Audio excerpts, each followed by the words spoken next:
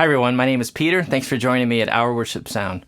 I'm going to do something different with this video today.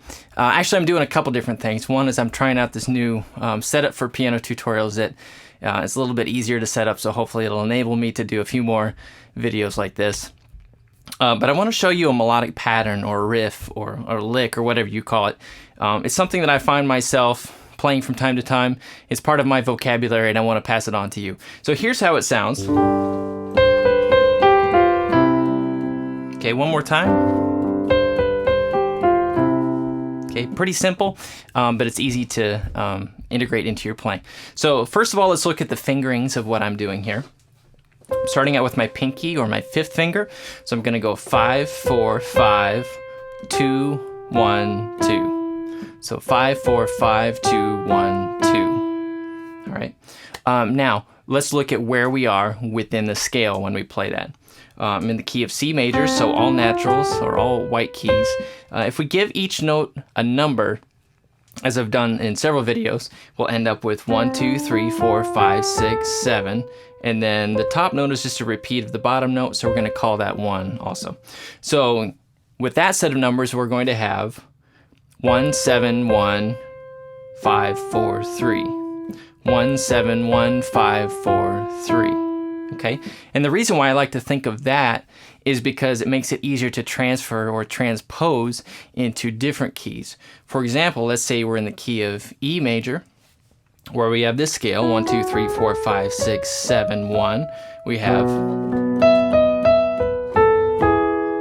Okay, let's do one more key. Let's try A flat, where we have this scale.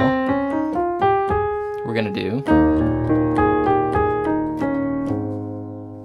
Okay, and that one laid under the fingers is a little bit different, so I played a different fingering. I went 5, 4, 3, and then just stretched a little bit and went 3, 2, 1. Just felt a little bit more natural and more comfortable there. So you could definitely adapt the fingerings to whatever feels more comfortable. So with that in mind, let's look at when this riff works. We're going to land on the third note. The third note of the scale or the key. Okay, now the third note sounds good and colorful in some spots, doesn't sound quite as good in other spots. So let's look at what chords will go well with this. So now we're going to be talking about a different set of numbers, the chords you can build off each scale note. So we've got the 1 chord, the 2 chord, the 3 chord, and so on. So since it lands on the third being a part of the 1 chord of the key, it works well with that. Okay. Not so well in the second chord. Okay. Very colorful. It doesn't do a lot for me in that context. We don't play the third chord a lot. Okay, it could work there. I actually really like this ending on the 4 chord. Okay, it gives it that kind of major 7th quality. It doesn't work as well with a 5th.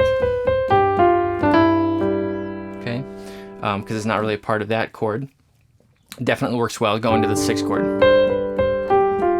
like an A minor. Okay, so just listen, use your ears, and it'll start to make sense where this is going to work and when it's not. Okay, now rhythm-wise, what we're dealing with is 1, 2, and 3, and 4, and 1. Right? Now there's some different things we can do to vary this rhythmically. For example, we could leave off the first note, 3 and 4 and 1. Okay, we could leave off the first 2 notes, 3 and 4 and 1. Okay, we could leave off all those first 3 notes together and just end with the... Okay, very simple there. We could hold the first note longer.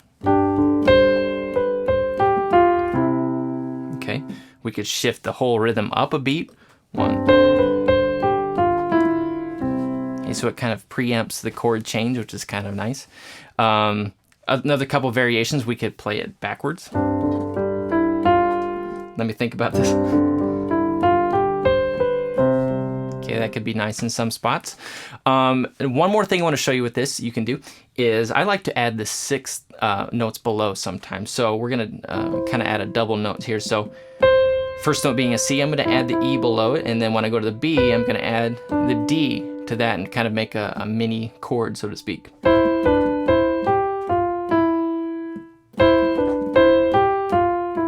Okay, so put that together.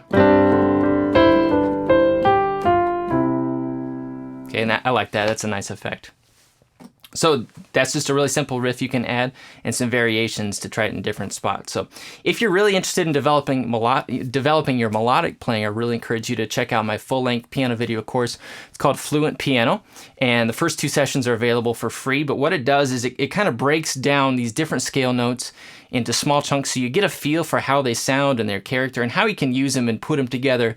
It'll also take you through different keys so you'll begin to understand how these patterns can be played in different contexts, and it'll really enable you to go from just having someone teach you kind of pattern by pattern and enable you to come up with your own ideas and just kind of make things become more fluent or just kind of flow out of you more easily. So it'll also give you some rhythmic ideas and just help you to know how to fit these types of things in. So the first 2 sessions are available for free if you go to ourworshipsound.com/fluentpiano, and then you can go from there. So hope you check that out. Thanks for watching, and we'll see you soon.